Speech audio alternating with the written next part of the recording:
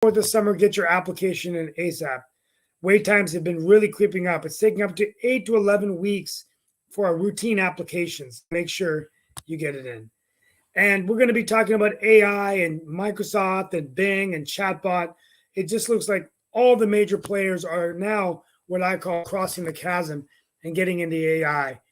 With Microsoft now adding it into their search engine Bing. So another entrant into AI. So that's all I have for today. I'm going to give my commentary at the end in terms of just insight, but I want to go ahead and welcome Mark Lee and our panelists and guests. Thank you, Mark. No problem. Like I said, it's just me, you, and Nick right now. We'll see if anybody else shows up among our illustrious panel and other folks as well that have been invited, but we'll see if they show up. Nick and Steve, I do have to take a moment of personal pride and personal congratulations, because yesterday, after the defeat of Butler, my Marquette Golden Eagles, they were the Warriors when I was there, became the Big East champions. So they are the Big East regular season champions, and I am very proud to see that. They haven't had a ranking of number 6 since before I was in school and before their national championship. I think that is the highest ranking they've had since 1976. So that was a long time ago. And Nick, you'll enjoy this. They were picked actually number 9 out of the 11 teams in the conference, and Tyler Kolek, their guard, actually had a attitude when he was told that. He was basically, using explicitives, basically that said, F them, I'll just use that word, and everything when told about that ranking. So sometimes if you gather as a team and you have determination, you can overcome a lot of your enemies. I'm sure that you even see that, Steve, in politics and everything. So they went in with an attitude, maybe a little bit of a chip on their shoulder, and they came out as the national champions because they were going to be determined to have that record. So they've only got one more game in the regular season, and then they were going to the Big East tournament, and they are definitely heading to the NCAA, possibly being as high as a seed as either a number 3 or a number 2. So we'll see how they do in the tournament, but definitely wanted to take a moment of personal pride to say that a team, alma mater that I went to, Marquette, and their basketball team, which I have been following for years, actually even follow some of our alumni like Jimmy Butler and definitely Jay Crowder, and even more historically when I was in school, Doc Rivers, who is the coach of the Philadelphia 76ers. So I do follow some of our alumni as well that have gone on to the NBA, as well as the team itself. And I've been doing that ever since I graduated in the mid 80s. So like I said, just want to take that moment of personal pride to shout out my alma mater, Marquette, and the fact that they are the Big East champions. Hey, Mark, the value of your degree just went up, by the way. They did a study on if your team wins a national championship or does well in sports, more applicants actually come into the university and drives up the value of your degree. So congratulations, your Marquette degree just went up in value. How you monetize off that, I've yet to figure out, but it is what it is out in XYZ land. Congratulations on that. Real quickly, the greatest part of the show is I get to set the table. So, Supreme Court, what do you think, guys? Biden versus Nebraska. All of a sudden, the student loans gone. I think he's overstepped his powers, and I think the Supreme Court is going to kick that thing back downstairs. So I don't think you're going to get those loan reliefs. Can you say he's overstepped his boundaries? But even Amy Coney Barrett, who is a leading conservative, is questioning whether a group of GOP-led states has standing to block his student debt relief. So we do know that the court's 3 liberal justices. Standing is always an issue. The Article 3 issue of standing is always an issue. In other words, do the states have a right to block it, or should it be from Congress or someone else? Well, usually to get out of the standing issues, you join in with other parties to give you standing. In other words, the U.S. Congress or a congressman or something like that. But that's a legitimate issue as to whether or not standing. And this is how the Supreme Court can bypass the whole thing by just kicking it back downstairs, saying, I think Congress should work with the president. I do believe that Congress should be involved in some capacity, but see, they may not have signed on to the original lawsuit, Steve, and that could create a standing issue and send this whole thing back.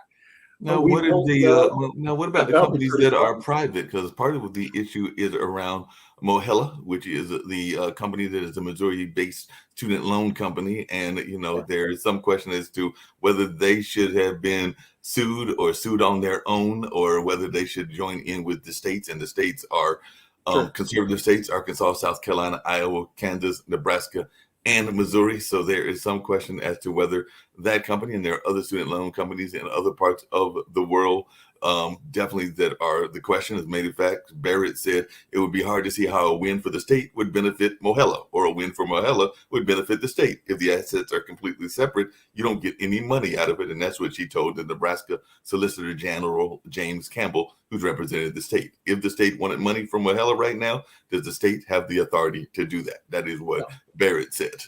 Yeah, I mean, but like I said, that's a legitimate issue. We'll see where it goes. I got a question for Nick and Steve. Why is the federal government in the business of student loans to begin with? Where's that in the Constitution? It doesn't. It may not. There's a lot of stuff that's not in the Constitution. Just because it's not in the Constitution doesn't mean the government. I mean, if you look at the administrative agencies, like your friends at the IRS, they issue rulings all the time.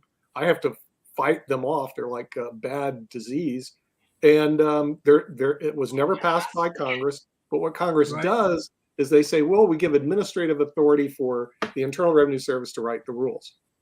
Bingo, there they go. Now they have the authority. I think clearly using that logic, then why do we have Congress anymore?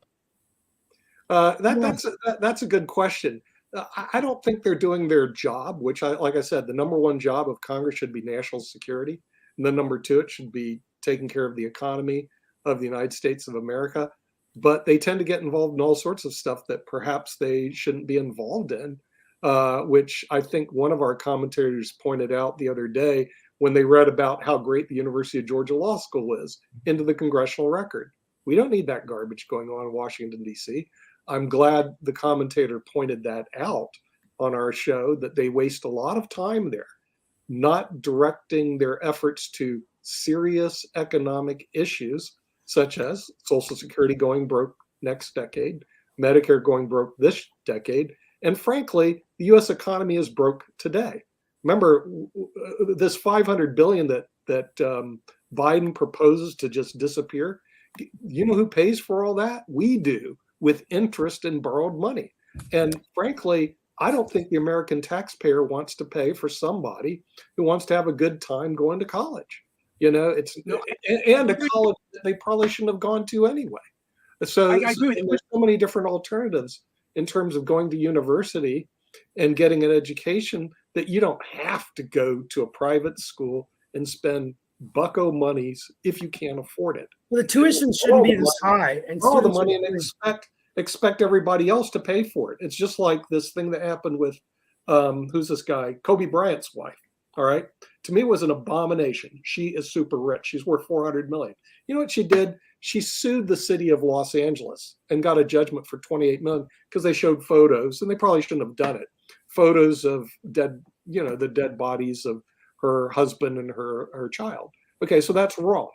Okay, but what also is wrong is she's got a judgment of $28 million against the people of the city of Los Angeles. What they should do, and the city of Los Angeles doesn't have the gall to do it, is to create a special tax for every citizen of Los Angeles County to put in $3 each into this special tax to pay Kobe Bryant's wife, who's worth $400 million. And now the reason I object to it more than anything is she doesn't need the money. She's worth $400 million. Hello. Why are we taxing the poor, Miss Bryant? Well, maybe Nick, I think it's dangerous if we be based on a person's wealth. They either get justice or they don't. Justice should be blind based on the plaintiff. But it isn't. Okay. I mean, the thing is, I don't know what world you live in. Justice is not blind. It is. There is a lot of economics based on justice. And the thing is, she does not need the $30 million. She's sucking out of the homeless people and the poor people of Los Angeles County. Okay, on a uniform basis. Why is she going to the county and not these people as individuals? Well, she sued the county because the county has money. Okay, the individuals do it. Have money. My point is, the county can't do anything. People There, did. there were firefighters. Okay. And by the way, the media never speaks up against this. There were firefighters. They took pictures. They probably shouldn't have done it. I agree with all that stuff. But Lee, $30 million is a lot of jack in my book, a lot of money. Okay. Well, it's a lot of and money. what they're doing is every citizen of Los Angeles County, every one of them, every homeless person, every Latino, everybody is contributing $3 to Kobe Bryant's wife. So what they need to do is to create a special fund and make sure that all the taxpayers put in that $3 each and see how well they like doing it. Now, granted, $3 isn't very much, but there's a lot. I think it's the least they could do. Yeah. It's the least they can do. Steve, So That's the least they can do. but we're going to come back to this issue. We're going to come back to this issue. But I think it was outrageous, and no one ever says it's outrageous on media. Oh yeah, Kobe Bryant's wife's entitled to an extra 30. It's outrageous that they took pictures and sold them to the press. That's what's outrageous. Yeah, that's my point. They should be as individual sued, not the city. City Yeah, didn't do but the anything. thing is, they sue the city because the firemen were working for the city. Okay. Well, the city doctrine can of- get the doctrine of vicarious liability, the doctrine right? of respondent superior. They sued the city of Los They went out Angeles, the county of Los on this Angeles. Okay.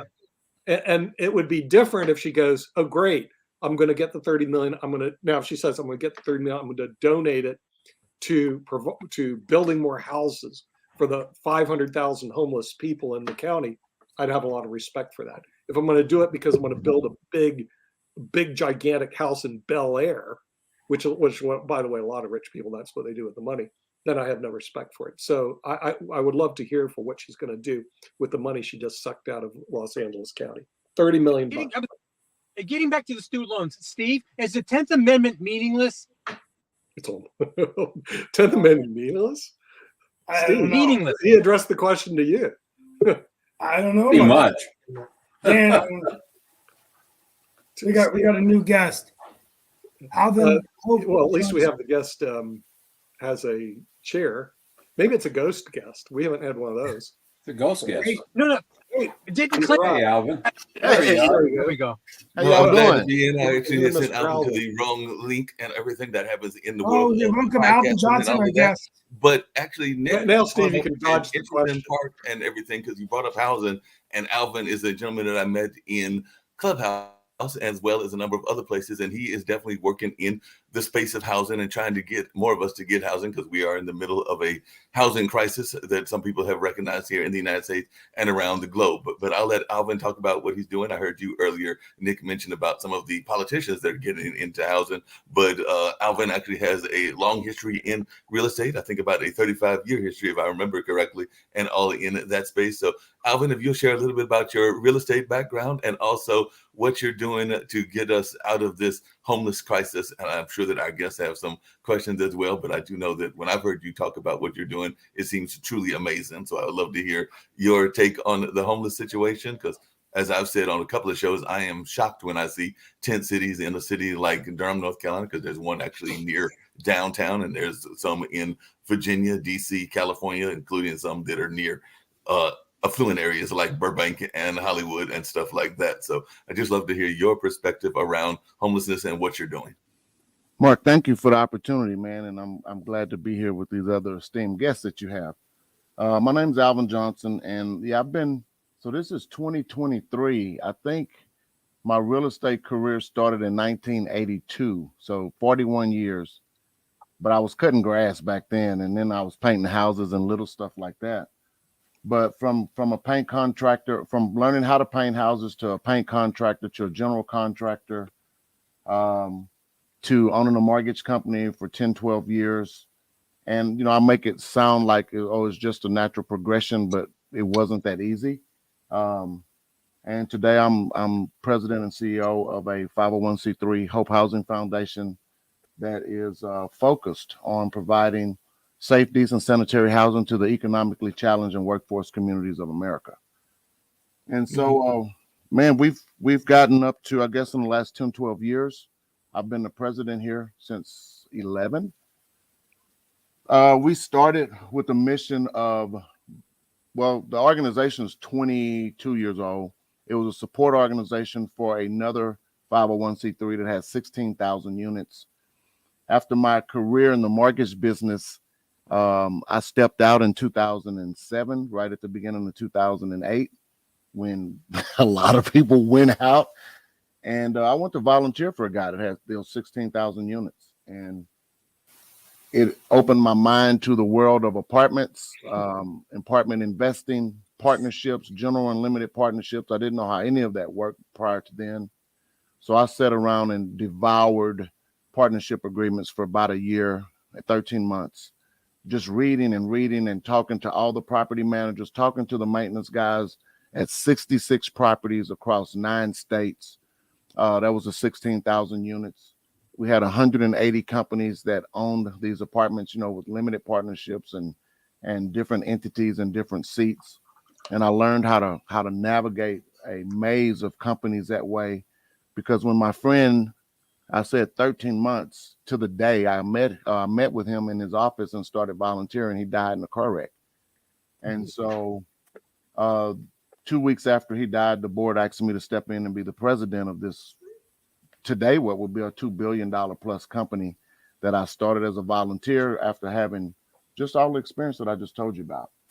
And so we wrote bankruptcy plan to try to preserve this thing. And well, that was a creditor that wanted the money and they got what they wanted, and the trustee got appointed. So all these properties went away for literally pennies on the dollar in 2009 and 10 and 11. Well, when I got fired, because once a bankruptcy plan is in place, the president is no longer needed. This organization, Hope Housing Foundation, was a support organization of that company, and the board asked me to step in and take over. And so that board allowed me to step in and take over, and they reconstituted a board, and we were going to go off and change the world buying apartments one at a time. I didn't have any money, no credit, no experience at syndicating deals like that, but I just had a passion and a desire, and I knew that for what we were buying, what we had the potential to buy these things for, that we couldn't build them at that time. And so we went on to grow, and we got up to about 3,500 units. Today we've got 1,054 units that we still own. We're in the process of starting 1,000 units this year, new construction. I got to a place where we could not afford to pay what sellers were wanting, where it made economical sense to pay $150,000 a unit when I can go build something for $190,000 a door with no maintenance issues. So 4 years ago, I went to what I knew and said, hey, how can we make this happen? We started looking for partners that wanted to come alongside of us to help build 20,000 units. That's our mission right now, 20,000 units in 5 years, beginning with this year. And we're doing that with some panelized systems, panelized products, structurally insulated panels. And super excited about that. It's not about the units, but it's about the system that will generate these really, really near net zero, super strong, energy efficient housing. Really, really nice. And I'll tell you real quick, and then I'll let you guys ask me anything you want. I've been, in this space of affordable housing since 2008 when I went to volunteer for my friend. And then I've been in this seat, president, 12, 13 years. And I really had a problem talking about affordable housing, because when you tell people you do affordable housing, all their nose kind of looks up at you and like, oh, you're one of those guys and you serve those people and that kind of stuff. And so I had a problem with that, man. And so last 6 months or so, I'm going to share this. I said, God, man, I've hit a wall. I don't know what to do. And well, something that just popped up on the inside of me said that my niches, the riches are in the niches, and my niches were tied to my mission. So I needed to get back to my mission. And I said when I started this that I would do this work for free because I really loved it. And something happened along the way. Well, I met this lady, man, about 2 months ago who told me that, man, there's this really nice neighborhood in Frisco, Texas, Stonebriar. They've got houses in there from 3,000 square feet to 20,000. They started $1 million and go up to $25 million. And I just can't believe they build these apartments across the street from there for those people. And I said, oh, really? What people? Tell me about those people. And she said, those people, man, they're low income. And I just can't believe they put that right across the street from that neighborhood. And I said, well, let me tell you about those people, because those are the people that we serve. And I said, Affordable housing is like this. The area you're talking about, the area median income is $125,000 a year. And that means we serve a population of people that make between 60% and 80%. So $65,000 to $100,000 a year is our population in that market. So those people actually make $65,000 to $100,000. That is not poverty. And she started crying like I had hit her in the face. I mean, boo-hoo crying. And I said, why are you crying? She said, well, I used to live in that neighborhood and I got a divorce and my husband threw me out. And the only place me and my daughter could move to was an extended stay. Okay, whatever. Why are you crying? Well, right after I moved out of the extended stay, the only place I could move was next door to those apartments. There were some really nice townhomes. But the lady at that moment told me that the only reason I could live there was because I didn't make over $100,000. And just now, when you explained to me about those people, I realized that I became one of those people. Wow. Now, and affordable housing is a big issue as a city official. This is the biggest issue in North Carolina with just the housing prices so high. But it's very hard for cities to identify in their policies how much to allocate for affordable housing. Do they buy land and bank it for affordable housing? It takes money to do this. Developers usually don't want to do this. So what is your opinion about in local communities? Cities like Durham are making efforts, and Raleigh in North Carolina, some of the suburbs are as well, but it's not as easy of an issue to just have affordable housing, right? Steve, that's a really great question. And I'll tell you, and I'm balancing this deal right now up in Wisconsin. We're doing 185 units in a little city called Kaukauna, Wisconsin, 15 minutes from Green Bay. The area median income there is about $75,000 a year. The city stepped up and said, here's $4.5 million in TIF dollars to help develop this neighborhood. That's a substantial investment. That's about 10% of the capital stack to do that. So they were willing to defer whatever they did to give us those TIF dollars in an effort to bring people to the city because they don't have any housing there. So our tax dollars, now as a developer, I had to do the math. As a nonprofit developer doing good while doing good, I had to do the math and say, was this 10% equity on the front end worth it to help us close the gap on closing this? Or would it have been more beneficial to help our NOI go up to where we would not have received the TIF dollars, but we get 100% tax abatement? So, of course, nobody wants to hear that nobody wants to pay taxes, but if this $50 million development doesn't pay you $1 million a year in taxes, but it brings 200 people to the area that make $70,000 a year or $50,000 a year that are going to spend dollars in grocery stores and gas stations and everything in that market, it's a really good trade-off for the city. And some people have a short stick and don't see that sometimes. I mean, this development space for developers is really, really risky to go out there and put this kind of money on the line and hope they come when we build it. But if we had participation from more city officials like Kaukauna stepped up and did, that would be absolutely amazing to close the gap. And then that $4.5 million allowed us, because it big piece of the capital stack, to bring our rents down to where 50%, no, I'm sorry. That particular deal, we've got 25% units at market. So we're following the safe harbor rule because we are using tax exempt bonds to finance this. So that's another real great caveat. But we've got 25% of the units at market, 55% of the units are at 80% AMI, and I believe the other 25% are at 50. So we're really closing that affordable gap that way. Quick question for you, Alvin, and everything.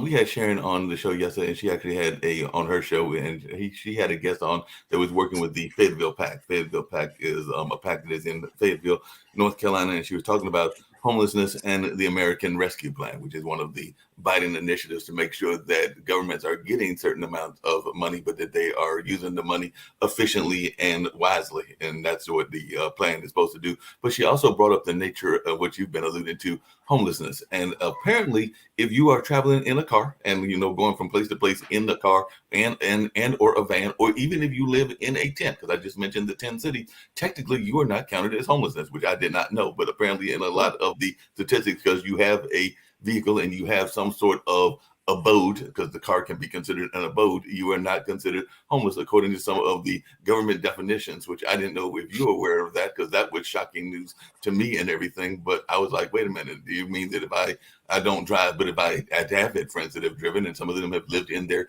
vans and their cars, and technically they were not considered homeless because they were going place to place and had some place that they could lay their head. Now, I wouldn't call a car a home, but that was just something that was said, and I was just wondering if that was something you have run across, and also your thoughts around the American Rescue Plan. Mark, I did not know that that's how you had to be considered homeless, is to not even have a car or a tent. I think that's pretty ridiculous that any government official that wrote that definition would think that way. I'm not familiar with the American Rescue Plan, but I can tell you that, our organization is a 501c3. And when we started this, we were able to buy our first few properties in a way that allowed us to set aside 5 or 10% of our units for transitional housing for people that were homeless. I'll just tell you, almost as a tithe. And that was kind of my way of thinking about whatever you want to think about that. But it worked for that community, because that community of Port Lavaca, Texas, we would find veterans living on the beach. And so my manager was a veteran, so she would literally go to the beach and take these guys out of a tent, or women and families. And she advocated for them with me to set these units aside for that. And what it allowed people to do was you can't get a driver's license without an address. You can't get an address without a driver's license. You can't get your Social Security benefits or veterans benefits or any of that without an address. So by her advocating for them to have an address, short-term, 3-month, 6-month transitional stay, it allowed them to get a address, then they could get their benefits, and then they can get everything they needed to move on. And so I think that if we are really focused on helping people in that way, there can be, and I know it takes money to do all of this, but there can be a way that some of these tax dollars that we pay in property taxes, we pay in some of these states $3 per thousand. That's substantial tax dollars. Those things, if they were used efficiently, or maybe not used and not charged to a nonprofit development organization like ours, we could actually provide those programs. It is not the government's responsibility to take care of the people. I believe it's the people's responsibility to take care of the people. No, that makes a lot of sense. You put more people in. Really quickly, and I definitely want to hear from some of the others as well, is that there's been a lot of concern around gentrification in communities and around minority economic development, and you are definitely a minority developer, so I'd love to hear your thoughts as to whether we're doing enough work in that space, because I know that there are some folks even in Durham that are in the minority community that have bought up some buildings, including some buildings in the downtown area. I don't think as many as some of the other communities, but definitely that does exist and everything. But I'm just wondering your take on the gentrification question, because I know here in Durham, we already lost Field Gardens, which was a project area. They wiped that down and put up some high rent type of apartments. And it's my understanding, because of some health issues, and I'm saying that those are legitimate health issues around asbestos and other things, that McDougal Terrace, which is a long-term public housing project, is about to go down and be wiped out, and all in that space. So just wondering your take on that, because we did see a period in the 60s and 70s that public housing was a big issue, and definitely there is Section 8 housing, including some even in the downtown area and everything, but a lot of people don't like that housing, don't like some of the elements that come with that housing. So whether it's here, whether it's in Chicago, whether it's in Texas, where I believe you are, whether it's in a number of other states and everything, we do find that folks are tackling the public housing issue. And sometimes that creates a void, because sometimes these people are pushed out into the suburbs or into the country. That's if they can get out to the suburbs or the country. But I was just wondering your take on this, I would call it a public housing crisis. Oh boy. Well, I believe he's a journalism major, so you can expect questions like that. Okay.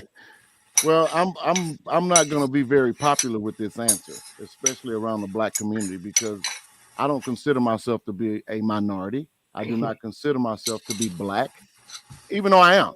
But I'm not a Black developer. I'm a developer that happens to have dark Black skin. I don't put myself in a Black box. I'm a man, and I just happen to have Black skin. Gentrification. Gentrification is sometimes necessary, because obviously if the people that were in that area did not have enough resources to take care of it, then that area can't take care of itself.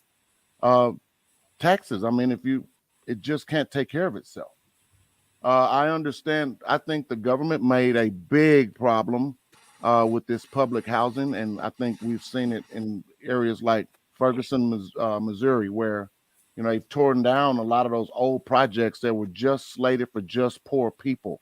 You cannot put 500 economically challenged, broke people in one area and think it's going to be safe. You can't put all of those people in one area and think that that area is going to be great. It can't. There's no money there. There's no resources there. There's poverty there. There's all kind of issues there because everybody is in a bad way.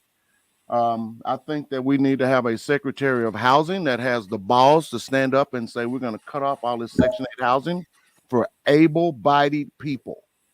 I'm on the front lines. I see people have parties when they get a Section 8 voucher because guess what?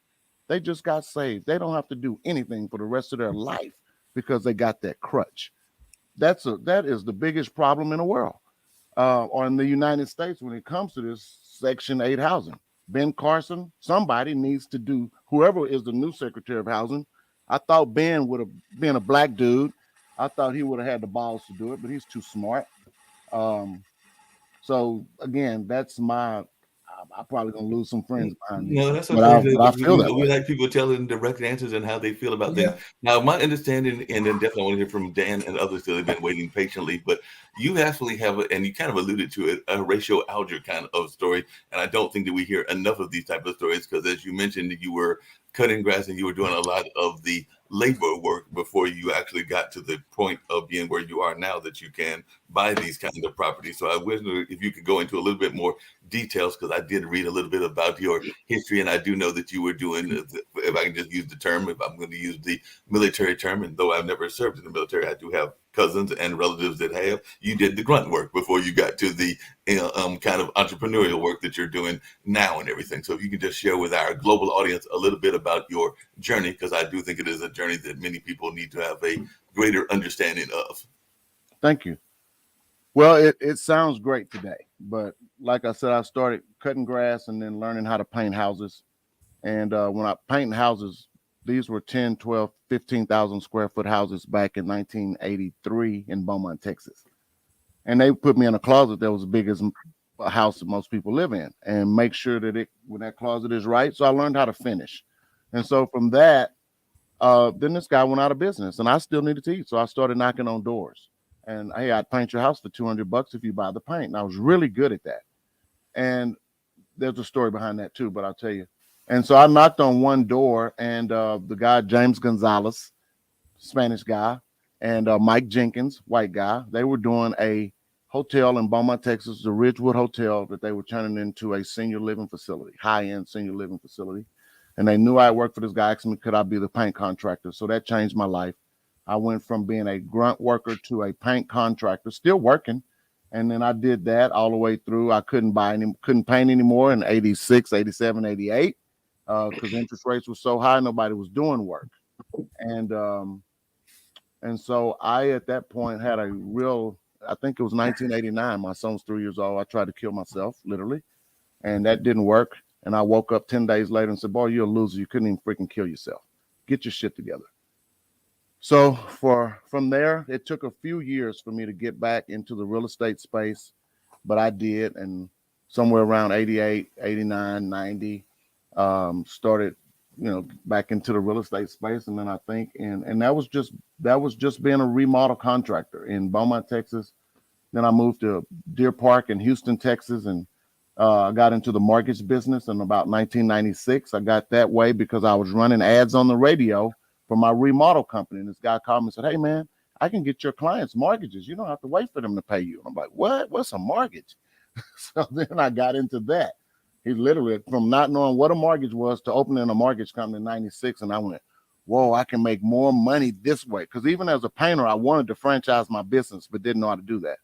I said, oh, as a mortgage broker, I can be really good and make a lot of money in a lot of different places. So I had a mortgage company with 20 or 30 loan officers and just really just working because I didn't have a backup plan. And that's how I got into this space. And then I met my friend that allowed me to volunteer for him, and then that volunteerism turned into this. But there was one thing that somebody asked me on one of these podcasts was, what was the emotion behind the emotion that led me to knock on those doors? And that emotion that after many, many years of self-searching and trying to figure it out, that emotion was fear. I used to think I was operating out of faith, but I was actually operating out of fear, trying to outrun the problems that I thought would happen before they happened.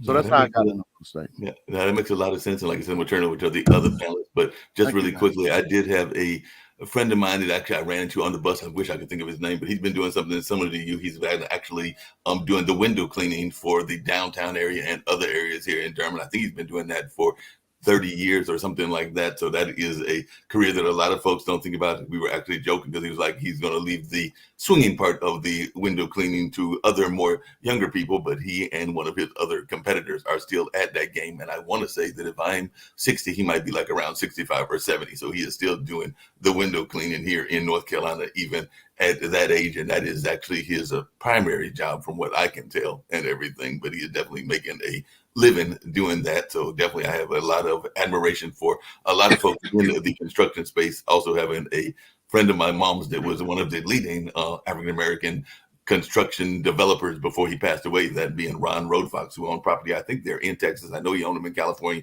and he owned them in a number of other places. And I want to say that his kids are running the company out of Atlanta, which is Roadfox Construction or Construction Control, I think is the name of the business, if I remember correctly, and all in that space. But I'm going to definitely turn it over to others to hear their questions, including Lee, because I know Lee's got some thoughts as well. Yeah, I just want to say welcome to the podcast, Alvin. And this is not really a real estate point, but thank you for coming from a motivational point. I love your story and the way you deliver it. Man, thank you, Lee. I'm just the old guy trying to figure it out. I'm in the car thing, Mark. Maybe the logic there was, trailers and RVs, and they just didn't know where to draw the line. That's the only thing I could think of. Yeah. I have a question for you, Alvin. When you were owning your mortgage company or painting company, did you work 40 hours a week or did you work 80 hours a week? How many hours did you put in when you owned your mortgage company and your painting contracting company? Oh my God, I can't even imagine. But it wasn't 40. So it was more than 40, right? Oh yeah, it's probably closer to 100. There we go. Thank you, counselor. Thank you. Yeah, that's what I was trying to explain to people. I said every person I know who's been successful works like 80 to 100 hours a week. Yeah, no one tells people that. Well, my father's still alive. He's 81. My father came from India with only a couple dollars, and I've always been a really hard worker, probably the hardest worker of his kids. Even when as a young kid, I would remember that I would start my day at 4 a.m. going to tennis practice. I had to be on the court by 5 and then go back to school. And he basically said that and he was telling me this since I was 9 years old. He said, you go to work when it's dark and you come back when it's dark. And it's like 40 years later. And I literally work from 5 a.m. until 9 p.m. without stopping. And then I have a light dinner and I go to bed and I do it again. And it's just so ingrained in my DNA. But he's still alive. And now he gets mad at me when he sees me outside before it's dark. He goes, what are you doing? Get back to work. And he's 81 years old. And he goes, you're getting soft on me, man. You're getting soft on me. What are you going to, I mean, the guy, and it's funny, that's just the way he's driven. But I tell you, he's never ever told me or any of his kids that they've done a good job. And he always says, when are you going to do something with your life? You don't work hard enough, But, well, Steve, I'll tell you, back in the day, your dad, that made us tough, but that also made us too tough. Yeah, that caused trauma for me. Along those same lines, Alvin, what is your thoughts around? Because I know that there is always a push for our athletes and our entertainers to get involved in business. I know that there's some athletes, including some in Texas. I know that Fran Harris is in the sports space, has been trying to work on some construction projects around sports, managed sports training facilities, as well as her energy drink and a number of other things. But do you think that we are looking at the generational wealth aspect of business and construction and development? Because I do think that is something that even in our minority community we're not seeing enough of. I think that other communities do a much better job of that than we do. But I was just wondering your take on how we can have the conversation around generational wealth and money that you can pass on. I don't have any kids, but I would love to have some things to pass on to my nephews. And if I was to be lucky enough to get together with a younger woman that could still have children, then that could be a possibility. But more than likely, it would be my nephews at the age of 60 and everything. But I was just wondering your take around generational wealth, because I'll just mention that the Road Fox company is an example of generational wealth, because it's actually run, and it's called Road Fox Construction Control Services, but it's run actually by the daughter now over there in Atlanta, and they do work in everything from construction management to project management to engineering, design services, and all in that space. And like I said, Mr. Road Fox was a very good friend of my mom and all in that space. So I definitely have some knowledge of that family and some of the amazing work that they are doing, not just here, but globally. And of course, they are an Atlanta-based construction company, and I don't know if you know them, but there are people that you might want to reach out to if you don't already know their work. Alvin, I don't know them, but I've taken some notes and I'm gonna look that up. Generational wealth, that is a success story that you just told. Most of the time those stories don't go like that. Most of the time, and this is just from my limited experience, right? Or my limited exposure. But from what I've seen, a lot of times, most of the kids, a lot of kids that get left stuff like this, they don't want that junk that their parents did because they saw Steve work from dark to dark. You think they want to do that? So no, they don't want to have nothing to do what took their dad away from them or their mom away from them. So most of the time, these companies get left and sold or dismantled or squandered because the kids weren't raised in a way there was not a healthy relationship with work established for the kids to want to take it over. Generational wealth, I think if it's set up right, it's exactly what it should be. I have not seen a lot of examples of that used properly. Of course, we can look at what we believe to be, the Rothschilds and families like that I don't have any personal knowledge of. So we would think that that's how that works. I just don't have enough experience with that. Yeah. I hear a lot of people talking about it, but a lot of the people that are talking about it, they probably need to learn how to make up their bed before they want to go change the world. So I don't know. Well, speaking of people who want to change the world, I mean, you got folks like Chris Paul that apparently is trying to change the world, LeBron James that is trying to change the world, and others that are trying to change the world. And sometimes they're trying to do it in the business lanes. Like I said, Doc Rivers, I mentioned that before you got on here, is a schoolmate of mine. I won't call him a close personal friend, even though I would like to reconnect with him at some point and everything. But I do know that when he was in the NBA, he was also creating some businesses, including some in Atlanta. And I'm sure he's got business interests in both LA, where he used to be at, and in Philadelphia, where he is now, because he's one of those folks that actually, to Nick's point earlier, used that degree that he got and is actually doing well with it, both as an athlete, but also some of the things that he learned from that university in order to create some fairly lucrative business deals. And I definitely know that LeBron James has even been looking at some stuff, I want to say, in the housing space where he is originally from in Ohio, and definitely doing some outreach work. And I know that Chris Paul has been doing it in even our HBCUs, even though I don't think he attended an HBCU. And we've got 10 HBCUs right here in North Carolina and all in that space. But I just wanted your thoughts, as I mentioned earlier, around, are we seeing enough of the athletes and the entertainers giving true work to what they're doing, or is the LeBrons and the Chris Pauls the exception to the rule? Those guys may be the exception just because they're at the real top of the food chain. There's a big divide between your average guy and a LeBron or a Chris Paul. There are a lot of athletes that are doing things in their hometown. Gary Gilliam is a great guy, man. Gary's got an amazing story. He played for the Seattle Seahawks. At 8 years old, his mom dropped him off at the Hershey School of Industrial School for Kids, right? And because she knew that would be better for him. 8 years old, dropped off on the playground, and she didn't come back for him. And they're best friends now, and she knew that was best for him. And after she got her life together, Gary didn't want to leave, but he went on to Penn State. He's doing some great things, and he's building an ecosystem just like Mr. Hershey did. Hershey didn't have any kids. So the town of Hershey, Pennsylvania, and all of Hershey chocolate bars go to feed this vision that he had to make the world a better place. And Gary's a product of that. And so he's doing a deal called the bridge, because that's what the Hershey system in the school was for him, was a bridge from probably not going to be living to a bridge to ultra success, Super Bowl champion and all this stuff. And but I don't know that we hear enough of those stories, because the other side of that coin is you give a 19-year-old kid a whole bunch of money, 20-year-old kid a lot of money without guidance or the wrong guidance, and the average athlete's broke within 3 or 4 years after their real successful career. So I don't know that we hear enough of that, but the ones that we do hear surely are, like LeBron, surely are making a difference. Surely. I'm sorry to interrupt. We just had, Damar Hamlin. It's horrible what happened to him and a miraculous recovery. But because of that, his charity work became very public. Yeah. It's real quickly. We got away from some of the political issues we talked about, but this is just great to have you here. What advice do you have we often have debates on the show about what's going on with race relations, but you have a very inspiring story, and it seems like you've worked with what you had to deal with to get yourself into a level of life where you can really be a contributor.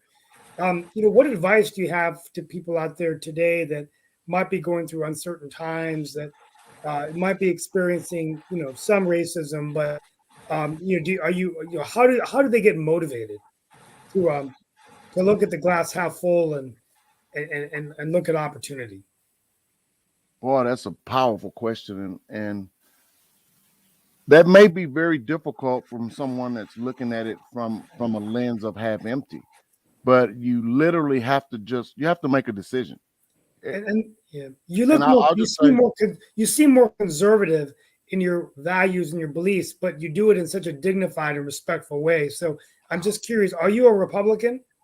I am. I believe I vote more Republican and side more with those views, because I'm not a victim. I could have been a victim, man. I was sexually assaulted at 9. If I would have hung on to that as a victim, I would have been Jeffrey Dahmer. I would have killed somebody. So you have to make a decision to not let that stuff bother you. I told you I tried to kill myself at my son was 3 years old, so I would have been 24 years old. I had gone to ultra highs in my career, didn't even know it was a career. Had been a millionaire at 22 and then broke at 24 because I didn't know anything about money. I thought old people were dumb, and how do I have all this money and they're walking around here going to work every day like that? And then 3 years later, a fool and his money are quickly parted because I didn't know what to do with it. And Alvin, I want to bring up something that Nick brings up oftentimes and everything. I was surprised he didn't bring it up this time, but one of the things that Nick oftentimes talks about, and I've brought it up on other shows that I have hosted as well, is this notion that we need to have fiscal training, fiscal literacy in our school systems. And we don't talk about that in the media. We don't talk that about a number of other places. I know that Nick earlier mentioned, and he's mentioned it several times, that Social Security is going to be broke within 5 to 10 years and all in that lane and everything. But I was just wondering your take around the public school system. And is this something that we need to be teaching within the public school system? And like you said, you had the money, had a significant amount of money, and then you lost that money and now you have rebuilt that money. But I think a lot of our kids, when they get the money, whether that's through athletics, whether that's through being a lottery winner, whether that's through hard work or whatever, they don't have a plan and know how to deal with the money that they've got. I mean, you're in the housing space, and I'll just leave it at this. And they say that you need to have, I think it's less than a third of your money going toward housing. And there are some people that are spending probably about 50 to 60% on their housing. So they're already heading toward broke if that's what they're spending on their rent. And we do know that rising rents are a real issue. But I was just wondering your concerns around fiscal literacy, and if that's something we need to be teaching folks, including maybe don't buy a house for, a mortgage for whatever the expensive amount is if you can't afford it and if you don't have the money to do it. Well, there's a couple of different topics there, Mark, but I'll tell you the school system really should. I remember when I went to high school, they had home ec class. So they taught you how to cook or sew or do something. There was shop, there was automotive mechanics, there was all kind of trades that you could learn in school. They used to take the kids out from the shop class and they go build a house during the semester, right? And so there were a lot of kids that came out of school that knew they weren't going to college, that at least they knew how to balance a checkbook. At least they knew how to get up and cook eggs in the morning. Nowadays, you don't have any of that. And you've got so many parents, young parents having kids. Again, I see it because we own these apartments where We have a lot of recipients of Section 8 vouchers. We have a lot of those people there. And so again, when they throw a party because they got a housing voucher, that's what they have been taught. They were not taught a trade. They were not taught. And my parents were school teachers, both of them. My dad's mom was a principal, and my mom's mom was a really high up executive in Avon. Notice I didn't mention any of the grandfathers. That's an issue. Where are they at? Where are we? Where are the men? Yeah. Yep. What do you say to folks? And then I'm definitely, I know we got to get to Steve's closeout, and I don't know if Dan's got any thoughts because he usually has got some thoughts as well. But what do you say to those people that are concerned about the mortgage industry and the real estate industry? And they will point out that in both of those fields, there is what they consider structural racism, and whether that is real racism or not, it sounds like as a conservative, that is something that you are not always on that bandwagon with. But I'd just love to hear your take on this, and if that is something that we need to be concerned about, because there will be people that say that if you go to get a bank loan and if, say, Lee goes to get a bank loan, the answers may not be the same. But you have been highly successful, so I just wonder, do you think that structural racism is real, and is it something that we need to be aware of? Mark, it might be real. I may have been turned down from some loans because I'm Black. Maybe, and maybe not. But if I choose to see it from that lens, everything I see will be from that lens. One of my friends tells me, as we get better, it gets better. What is it? Everything that we look at. So if I look through a racial lens, I could see right now that I'm the darkest one on here. Why y'all got me on here? I think it's a good point, and I'm going to go on a limb here. You know, I often have healthy debate with Dan Worthington and Shaquille.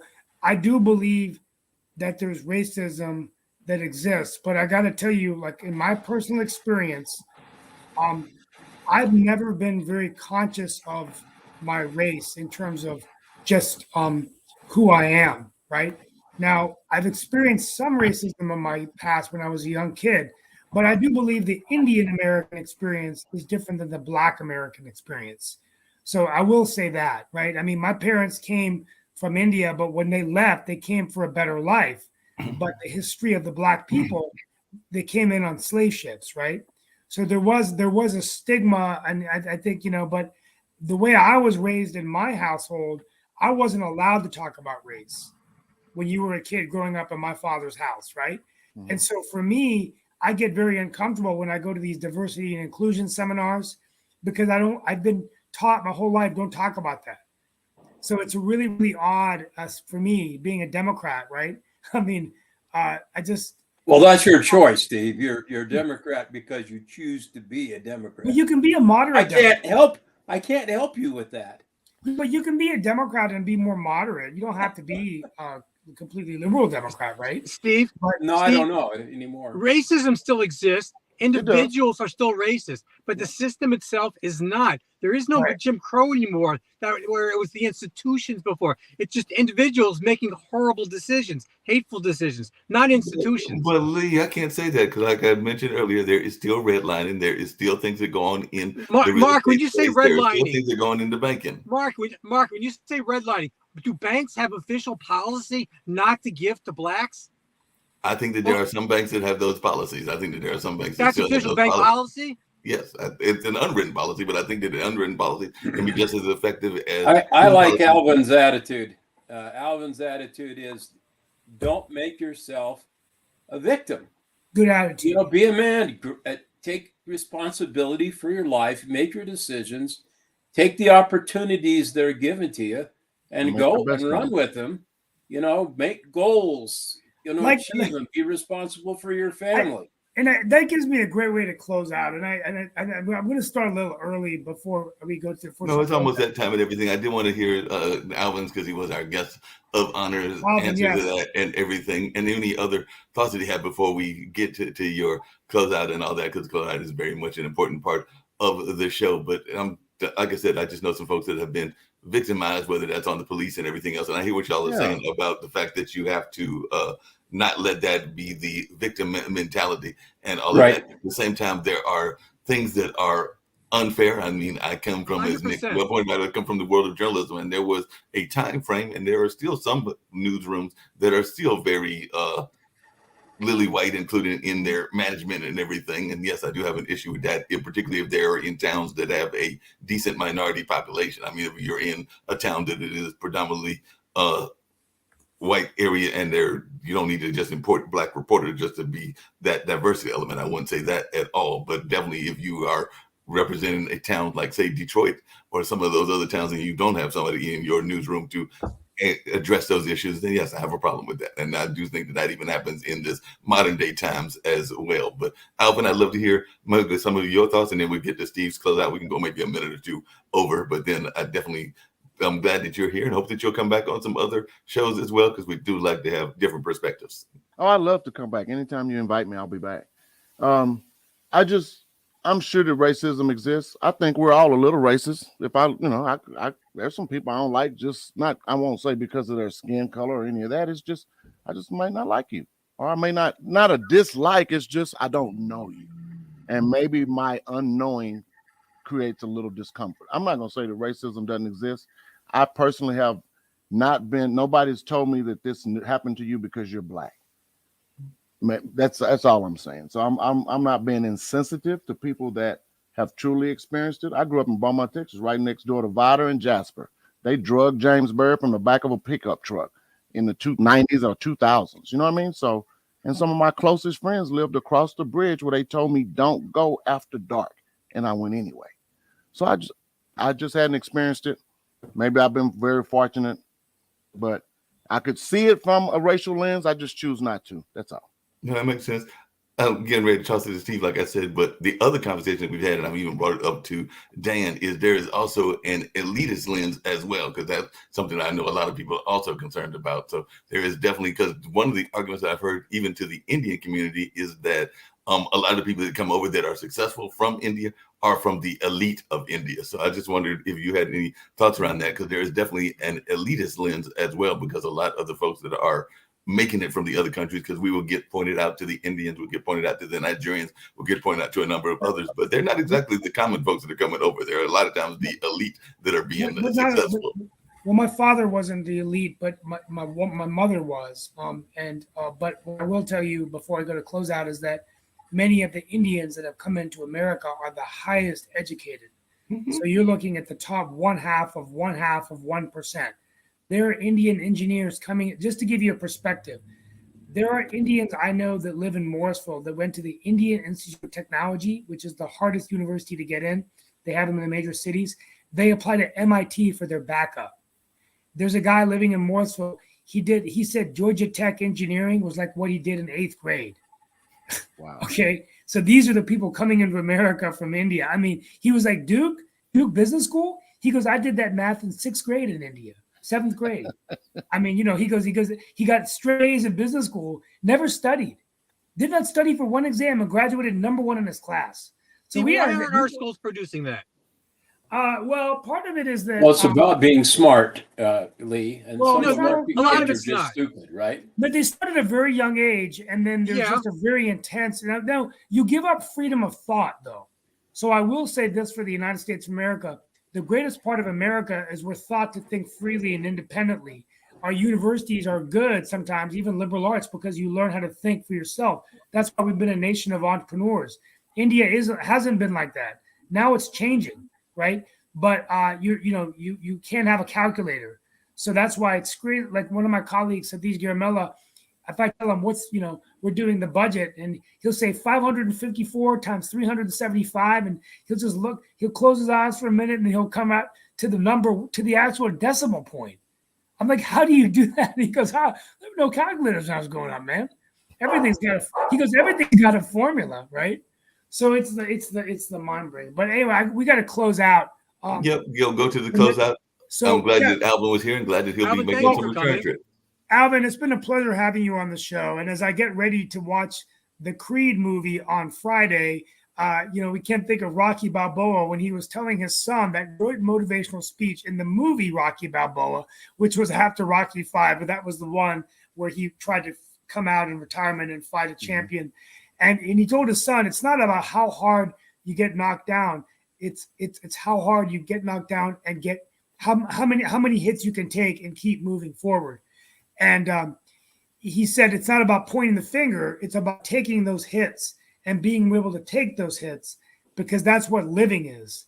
And I think that's the most important thing we got out of your talk today, is that you've taken some hits, but you've learned and you've clawed your way back into life every single experience you've had. And so that's my motivation for everyone out there listening today.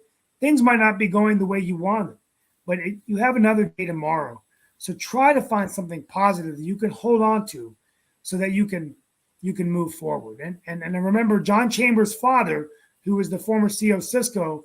John often tells the story about how when he was fishing, he almost drowned in the New River Gorge in West Virginia. And his father kept telling him to grab the rod. And one day he asked his dad, as he was driving back, "Dad, why did you ask me to grab the rod?"